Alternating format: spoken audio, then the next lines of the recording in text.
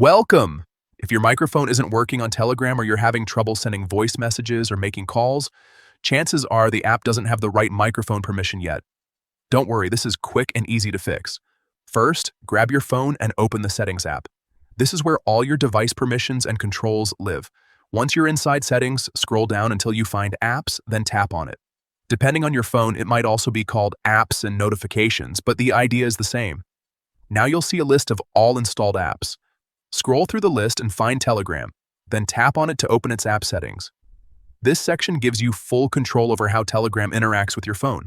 Next, tap on Permissions.